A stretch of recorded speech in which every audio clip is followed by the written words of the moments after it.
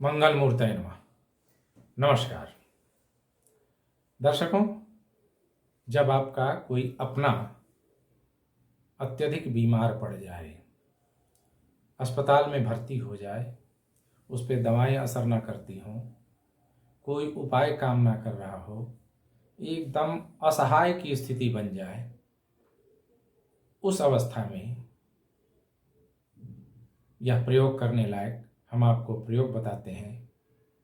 इसे करें, निश्चित रूप से आश्चर्यजनक ढंग से लाभ होगा।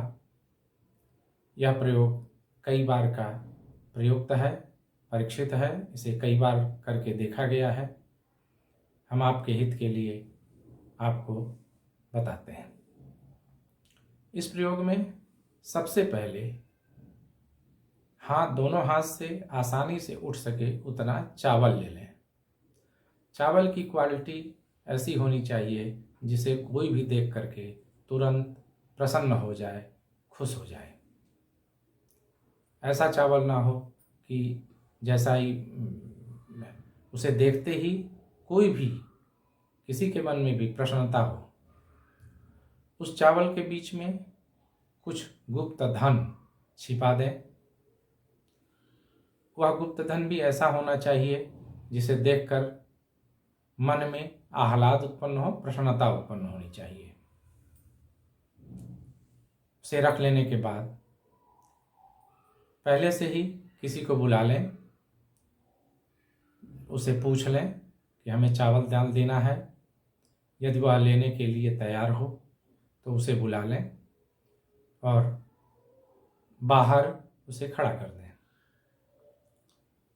चावल को हाथ में लेकर के सिर से लेकर के पैर तक क्रमशः वामावर्त विधि से बाएं से शुरू करें और दाहिने में पूरा करें। इस प्रकार से 7 बार घुमावें।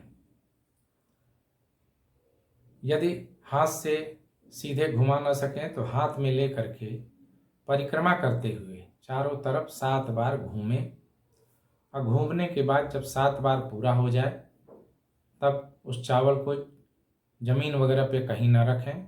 हाथ में लिए ही बाहर आकर के जिस व्यक्ति को पहले से बुला करके रखे हैं उसके हाथ में दे दें।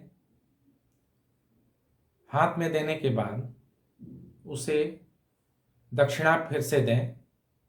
दक्षिणा प्रदान करने से और दक्षिणा की मात्रा ऐसी होनी चाहिए जिससे वह तत्काल ही खुश हो जाए, प्रसन्न हो जाए और वह रोगी को बाढ़ शब्द कह करके आशीर्वाद प्रदान करे।